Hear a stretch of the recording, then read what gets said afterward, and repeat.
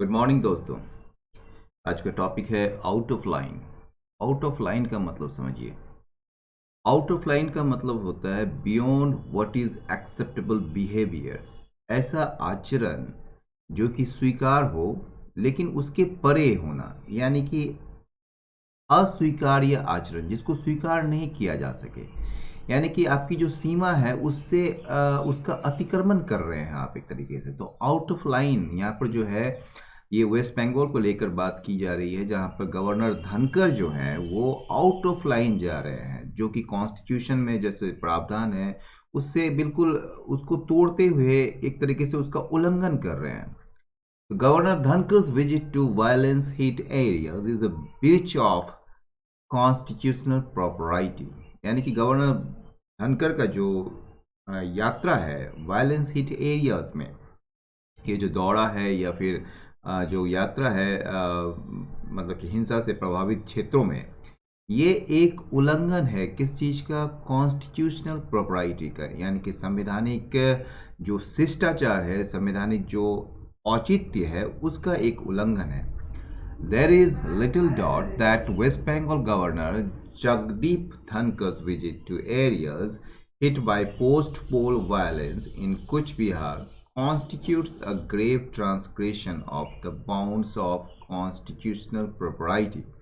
इसमें कोई शक नहीं है, there is little doubt that West Bengal governor जो है जगदीप धनखड़ का जो विजिट है, यात्रा जो है उन क्षेत्रों में जो प्रभावित हुए हैं, हिट मतलब प्रभावित होना पोस्ट पोल वायलेंस में, पोस्ट पोल वायलेंस से यानी कि चुनाव के बाद हिंसा से, ये कहाँ पर हुए हैं? कुछ बिहार में।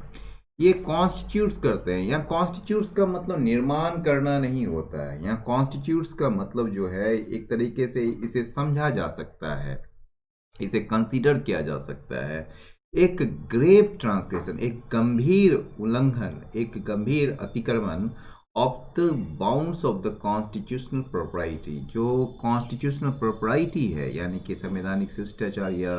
संवैधानिक औचित्य की जो सीमा है उसका अतिक्रमण, एक गंभीर अतिक्रमण माना जा सकता है। A habitual critic of Mamata Banerjee regime, he has been given to ignoring the principle that constitutional heads should not air their differences with the elected regimes in public. कहा जा रहा है कि ये जो है एक हैबिचुअल क्रिटिक है, मतलब कि आदतन इसकी एक आदत है क्रिटिसाइज करने का ममता बनर्जी गवर्नमेंट का, ममता बनर्जी शासन का। He has been given to, given to जो है ये इज गिवन टू का मतलब होता है टू डू समथिंग रेगुलरली और to be in habit of doing something, मतलब किसी चीज़ को करने का जो अभ्यस्त रहते हैं, कोई चीज़ की जो आदत होती है, तो इसको जो है एक आदत है इग्नोर करने का, अनदेखी करने का प्रिंसिपल को, यानी सिद्धांत को। दैट योग सिद्धांत क्या है? That constitutional heads should not air there differences with the elected regimes in public, यानी कि कॉन्स्टिट्यूशनल हेड्स जो है यानी संवैधानिक जो प्रमुख होते हैं उनको जो है सार्वजनिक रूप में इलेक्टेड गवर्नमेंट के साथ यानी कि चुनी हुई सरकार के साथ अपने मतभेद को सार्वजनिक नहीं करने के, यानी कि अपने मतभेद को एयर मतलब कि एक तरीके से उठाना, एक तरीके से उसको सामने लाना, एक तरीके से सार्वजनिक करना। तो पब्लिक में जो है सार्वजनिक रूप से इसको उठाने का जो है, मतभेद को सामने लाने का जो है प्रिंसिपल जो है वो नहीं होना चाहिए, यानी कि कॉन्स्टिट्यूशनल हेड को जो है अपने मतभेद को सामने नहीं लाना चाहिए जो इलेक्टेड गवर्नमेंट के साथ है उनका, सार्वजनिक रूप से। तो ठीक है, तो ये एक प्रिंसिपल है जिसको कि वो जो है बार बार वो इग्नोर करते रहे हैं। एज रिसेंटली एज दिसंबर 2020, यानी कि हाल ही में दिसंबर 2020 में जो है miss Banerjee had appealed, miss यानी सुश्री जो बैनर्जी हैं उन्होंने अपील किया था प्रेसिडेंट को कि वो जो है वापस बुला ले गवर्नर को फॉर पॉलिटिकल स्टेटमेंट्स, यानी कि वो जो राजनीतिक बयानबाजी के कारण जो है वो मिस बैनर्जी ने जो है प्रेसिडेंट से अपील किया था कि वो जो है गवर्नर को वापस बुलाए। दैट सी बिलीव्ड, जो वो मानती है, जो वो मानती ही कि वर बीइंग, ये वर जो है स्टेटमेंट्स के लिए आया है, ठीक है ना। ये जो स्टेटमेंट्स जो है वो दिए जा रहे हैं उनके द्वारा एट द बिहेस्ट ऑफ, किसके इशारे से, बीजेपी लेड यूनियन गवर्नमेंट, यानी कि भाजपा शासित या भाजपा के नेतृत्व में जो यूनियन गवर्नमेंट है उसके इशारे से उनके द्वारा ये पॉलिटिकल स्टेटमेंट्स दिए जा रहे थे। One would have thought, one का जो यह मतलब होता है ये इनडेफिनिट प्रोनाउन होता है। इसका मतलब कोई भी, मतलब कि कोई भी ये सोच सकता था, या कोई भी ये सोच सकता कि, या सोचता दैट अ फ्रेश इलेक्शन, कि एक जो फ्रेश इलेक्शन है, जो ताज़ा इलेक्शन है, ये जो नवीनतम इलेक्शन है जिसमें जो मिस बैनर्जी की जो टीएमसी है उसने एक शानदार जीत हासिल की है, वुड बी अ रिमाइंडर, वो जो है ये क्या मतलब कि ये जो इलेक्शन जो है ये क्या होगा, मतलब कि कोई भी ये सोचता कि ये जो फ्रेश इलेक्शन जो है जिसमें कि टीएमसी की मतलब मिस बैनर्जी की टीएमसी जो है एक शानदार विक्ट्री हासिल की है, ये एक रिमाइंडर होगा, यानी कि एक चेतावनी होगा। If one was needed at all, यदि किसी भी व्यक्ति को, मतलब ये वन एक ही है, ठीक है ना, तो अगर उस व्यक्ति को जो जरूरत होती किसी भी तरह से, if one was needed at all, यदि उस व्यक्ति को जरूरत होती या किसी को भी ये जरूरत होती, तो ये जो है एक रिमाइंडर होगा। ये रिमाइंडर किस चीज़ का होगा, that the norms of representative government, ये रिमाइंडर होगा कि ये जो नॉर्म्स है, ये जो एक तरीके से रिप्रेजेंटेटिव गवर्नमेंट का जो मापदंड है, जो आचरण है, ought to be a natural restraint, ये जो है एक नेचुरल रिस्ट्रेंट होना चाहिए, एक नेचुरल मतलब प्राकृतिक एक सीमा, एक संयम, एक अंकुश होना चाहिए मिस्टर धनखड़ के ग्यूबरनेटोरियल प्रोपेंसिटी पर। प्रोपेंसिटी का मतलब होता है टेंडेंसी, मतलब कि आपकी प्रवृत्ति, आपका जो झुकाव जो है to speak out of turn. Speak out of turn जो है एक फ्रेज है, इसका मतलब होता है कि आपको जो बोलना चाहिए वो आप नहीं बोल रहे हैं, मतलब कि जो नहीं बोलना चाहिए वो आप बोल रहे हैं। और and step out of line, और जो है आप जो है सीमा का अतिक्रमण कर रहे हैं, आप अपने जो आपकी सीमाएं हैं उसका अतिक्रमण कर रहे हैं। तो मिस्टर धनखड़ का जो गिबर्नेटोरियल जो प्रोपेंसिटी है, जो एक गवर्नर की जो एक प्रवृत्ति है कि वो जो है जो उनको नहीं कहना चाहिए वो कह रहे हैं, या फिर जो है वो अपने सीमा का अतिक्रमण कर रहे हैं, तो उस पर जो है एक नेचुरल रिस्ट्रेंट होना चाहिए, ठीक है ना। ये नॉर्म्स है रिप्रेजेंटेटिव गवर्नमेंट का, ठीक है। आगे बढ़ते हैं। There was a time when another West Bengal governor, Gopal Krishna Gandhi, came in for some criticism for setting aside the restraints of constitutional office by expressing cold horror at the police firing that left 14 protesters dead at Nandigram in 2007. एक ऐसा समय था, there was a time, एक समय था जब एक अन्य जो वेस्ट बंगाल गवर्नर जो थे गोपाल कृष्ण गांधी, उनकी आलोचना हुई थी, केम इन फॉर सम क्रिटिसिज्म, उनकी कुछ आलोचना हुई थी। किस लिए आलोचना हुई थी, for setting aside the restraints of constitutional office, यानी कि जो कॉन्स्टिट्यूशनल संवैधानिक पद है उसकी जो सीमाएं हैं उसको दरकिनार करने के लिए। कैसे दरकिनार किया उन्होंने, बाय एक्सप्रेसिंग, उन्होंने व्यक्त किया था cold horror at the police firing, यानी कि पुलिस फायरिंग की घटना हुई थी उसको उसने जो है व्यक्त किया था किस रूप में, एक ठंडा आतंक के रूप में, दैट लेफ्ट, जिसमें जो है 14 प्रोटेस्टर्स मारे गए थे नंदीग्राम में इन 2007 यानी कि 2007। सम में बिलीव, कुछ लोग मान सकते हैं, मान सकते हैं कि जो गिवर्नेटोरियल ऑफिस जो है, यानी कि गवर्नर का जो ऑफिस है, ought not to be an impediment, ये जो है एक बाधा नहीं होनी चाहिए, किसके लिए, टू द इनकम्बेंट। इनकम्बेंट का मतलब होता है जो प्रेजेंट शासन रेजिम है उसके लिए नहीं बाधा होनी चाहिए, जो yielding to which yields to the moral urge, यानी कि जो कहीं ना कहीं एक नैतिक आग्रह की तरफ झुकते हैं, to condemn incidents of rare enormity, यानी कि एक तरीके से एक विशाल दुर्लभ टाइप का जो इंसिडेंट्स होता है जिसको मतलब कि निंदा करने के लिए जो एक नैतिक आग्रह है, ठीक है, उसकी और जो एक झुकाव है इनकम्बेंट गवर्नमेंट का, ठीक है, तो उसके लिए जो है गवर्नटोरियल यानी कि गवर्नर का ऑफिस को जो है वो एक बाधा नहीं होना चाहिए। येट फिर भी द लार्जर प्रिंसिपल, फिर भी जो है एक बड़ा जो सिद्धांत है वो क्या है कि governor should not offer public comment, कि गवर्नर को जो है सार्वजनिक रूप से बयानबाजी नहीं करनी चाहिए। ऐसे स्थिति में on situation best handle by the representative regime, जिसे जो है अच्छे तरीके से, उत्तम तरीके से, बेहतरीन तरीके से रिप्रेजेंटेटिव मतलब कि प्रतिनिधि सरकार के द्वारा या प्रतिनिधि शासन के द्वारा हैंडल किया जा सकता है। Ought to hold good in all circumstances, ये जो प्रिंसिपल है, ये प्रिंसिपल के लिए यहाँ पर फिर आउट टू है। तो ये जो लार्जर प्रिंसिपल जो है ये कायम रहना चाहिए, ये बने रहना चाहिए इन ऑल सर्कमस्टांसेस। इसका दो मतलब होता है, टू होल्ड गुड का होल्ड गुड या टू होल्ड ट्रू मतलब होता है ये टू रिमेन इन समथिंग, मतलब कि